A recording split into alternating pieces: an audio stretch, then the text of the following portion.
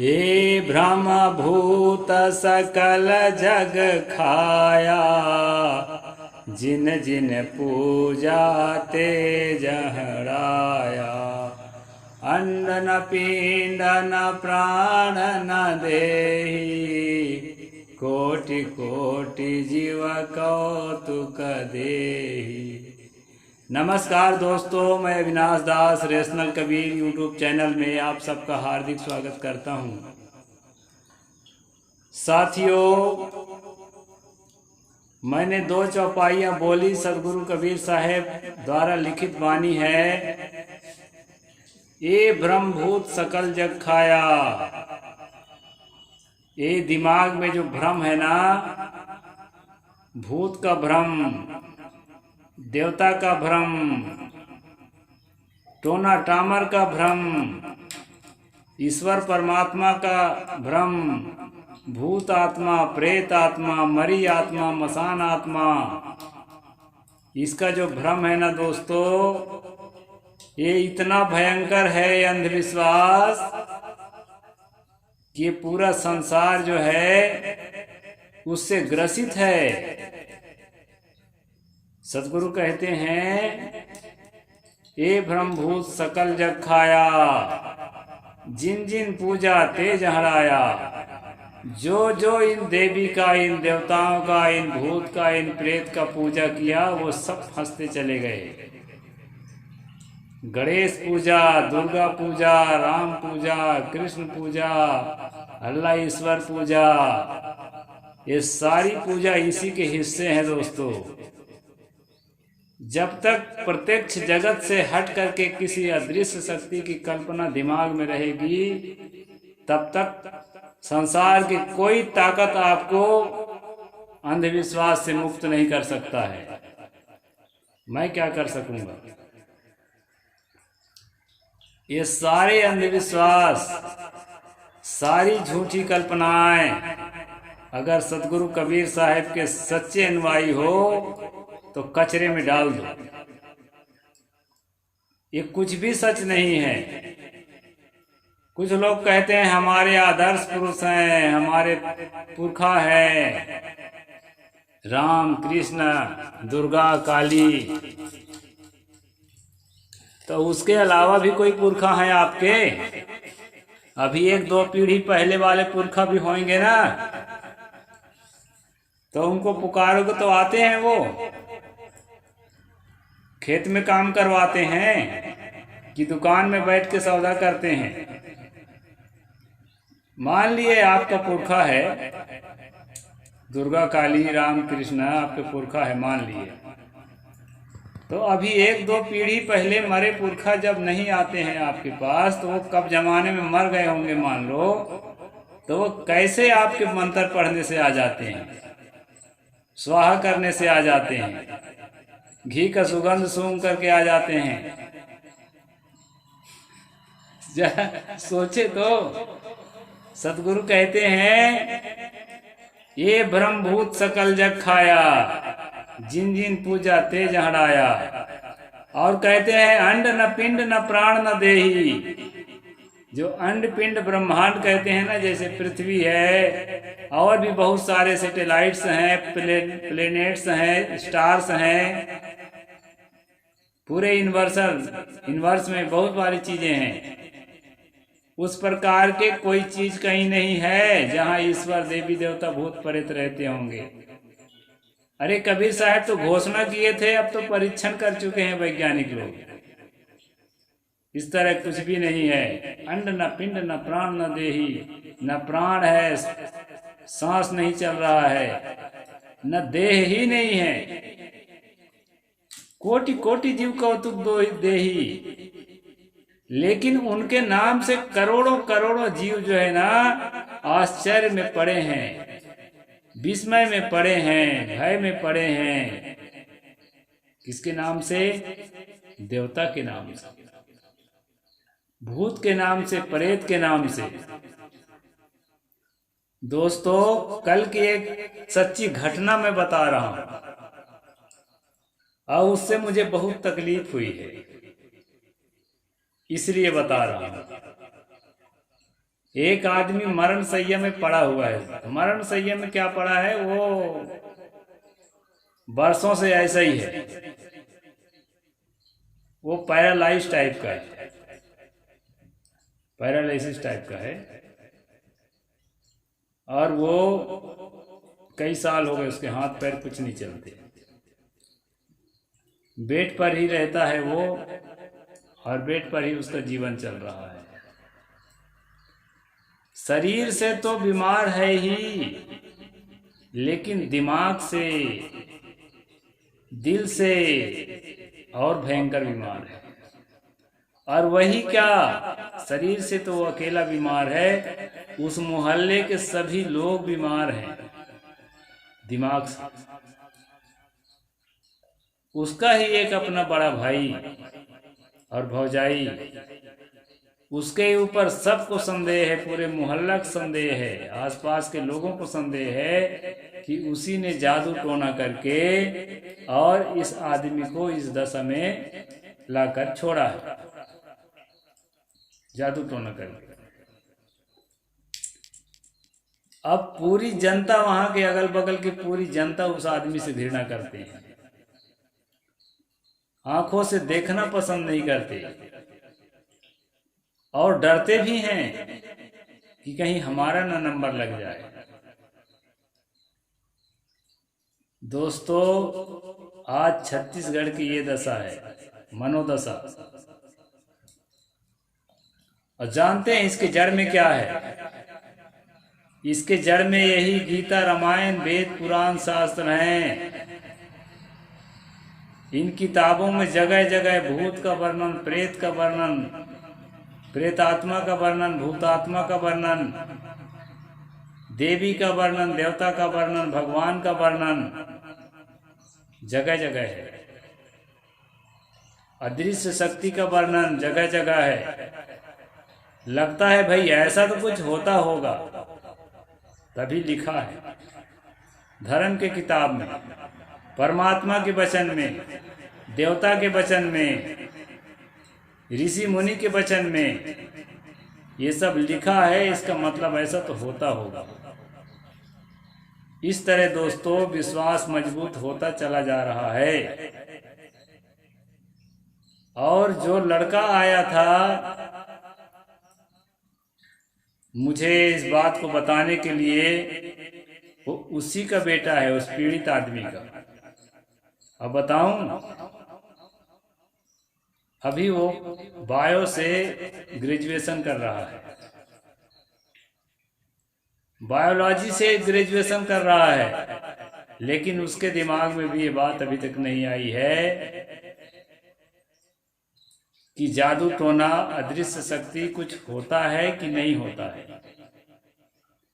ये बात में वो ग्रेजुएट लड़के के दिमाग में नहीं आई। ग्रेजुएट के तो बात ही छोड़ दीजिए, यहाँ मैं जो है ना आपको उदाहरण दूंगा, आप चाहे तो आपसे मुलाकात करा दूंगा। पीएचडी होल्डर, एक महिला पीएचडी होल्डर से मिला था मैं।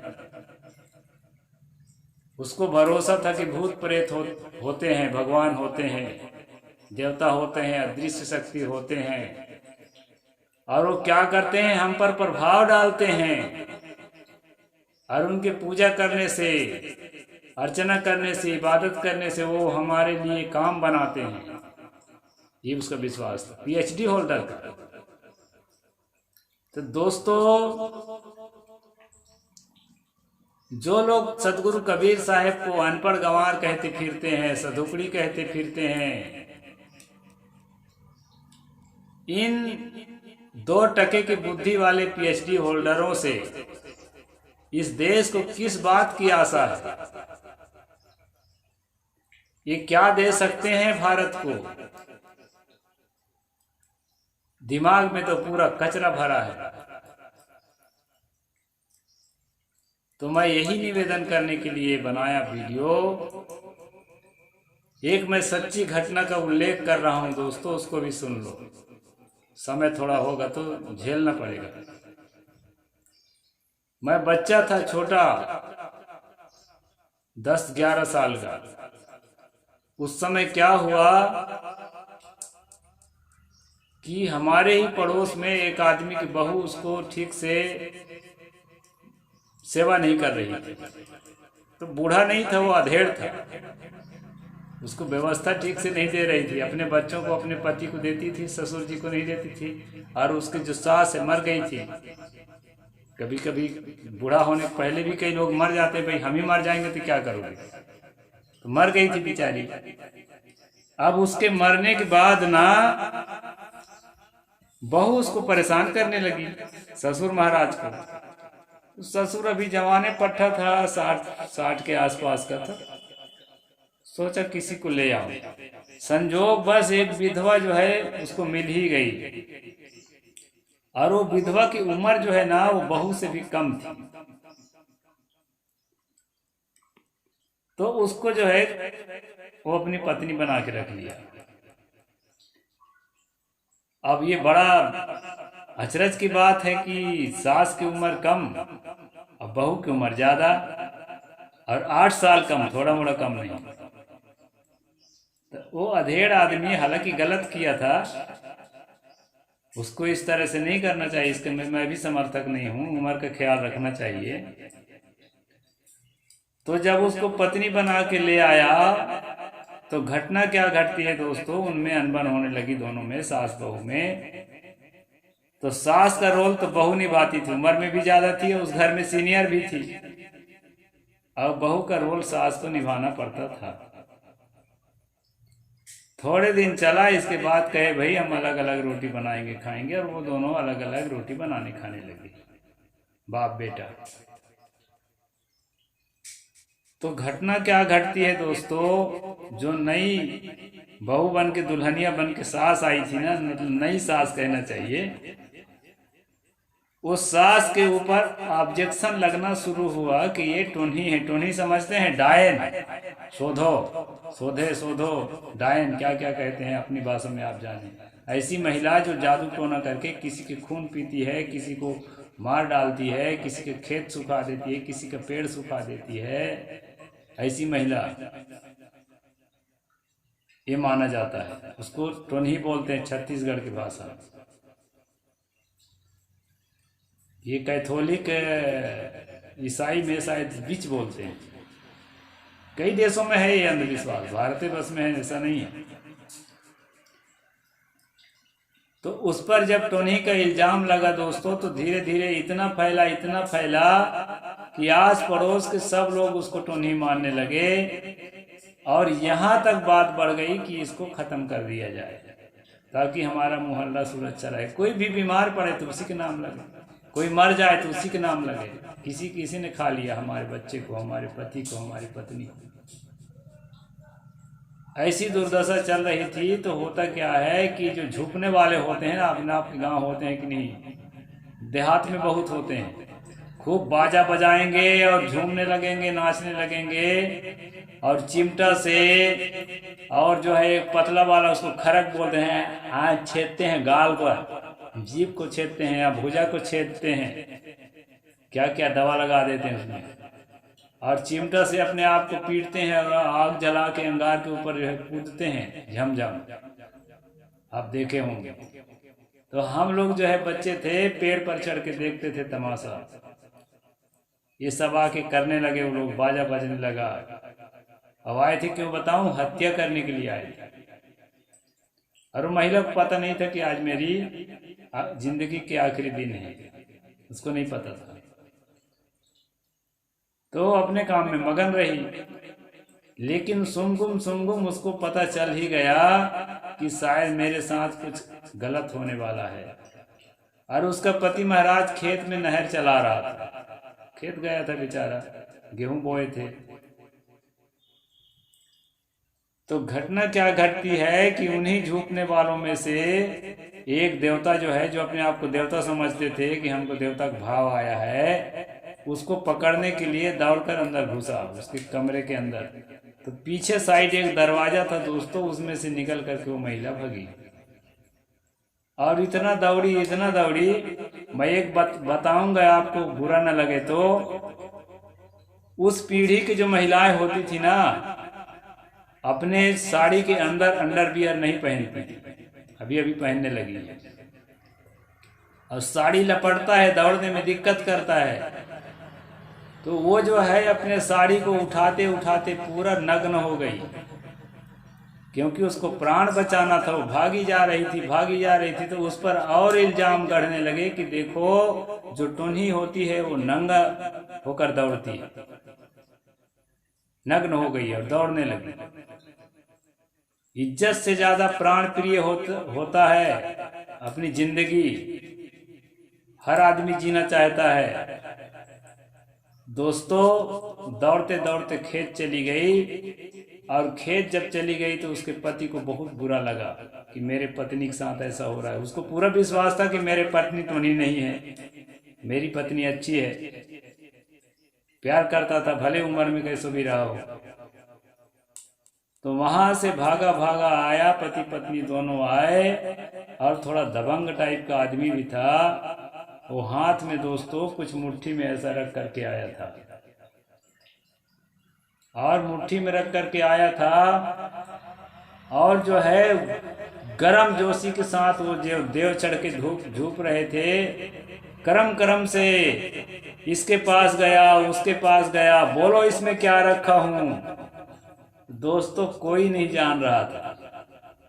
हम पेड़ पर चढ़े चढ़े बच्चे थे, हम सब देख रहे थे।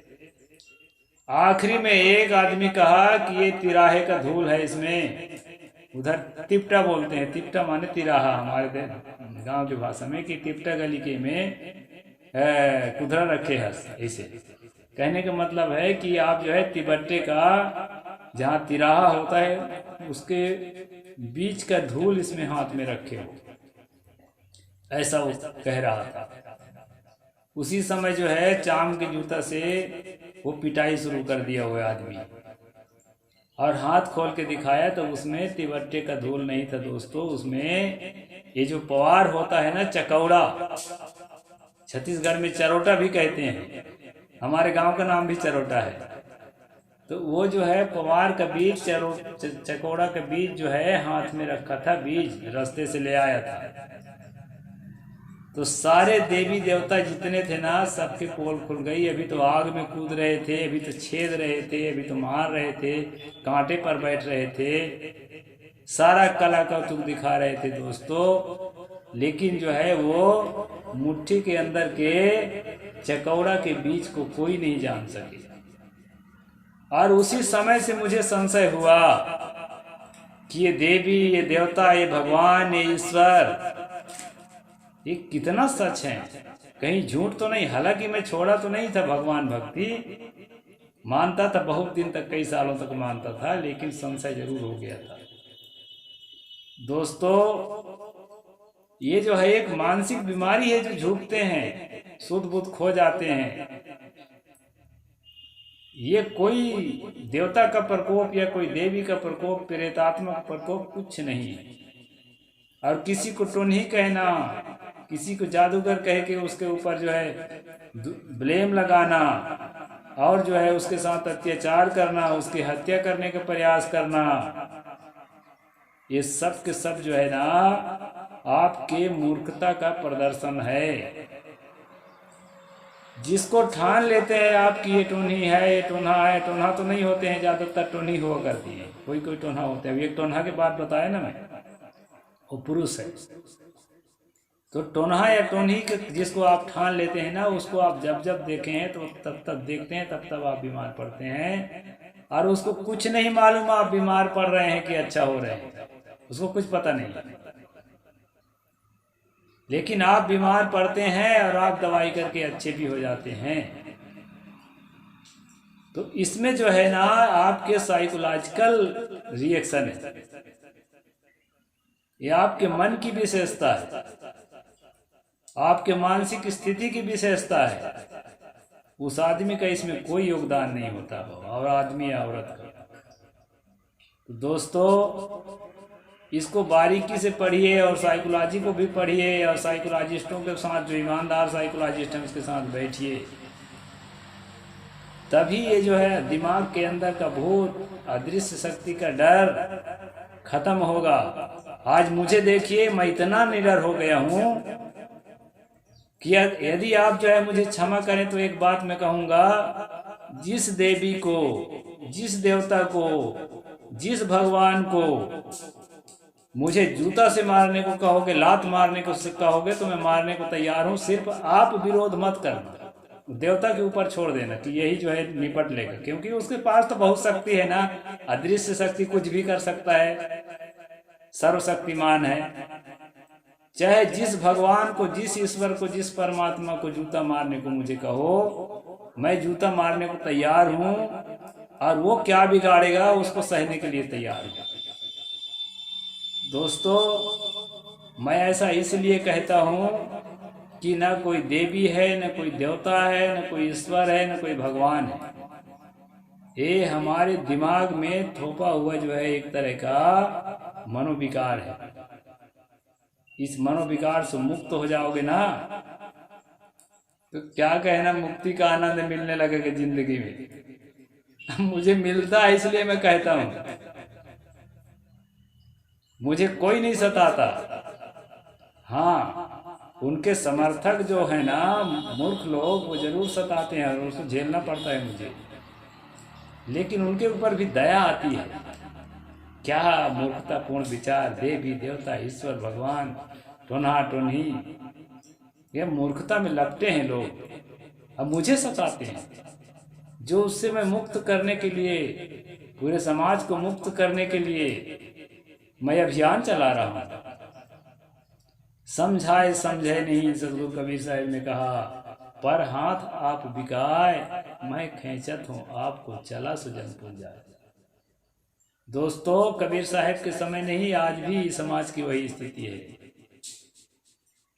दूसरे के हाथ बिके हुए हैं। दूसरे का मतलब ये ठगुआ, जो ठग विद्या वाले, जो तांत्रिक होते हैं, ओझा होते हैं, गुनिया होते हैं, बैगा होते हैं, ब्राह्मण होते हैं, पत्रा पंचांगधारी होते हैं, जोशी होते हैं, और क्या क्या होते हैं अलग अलग भाषाओं में।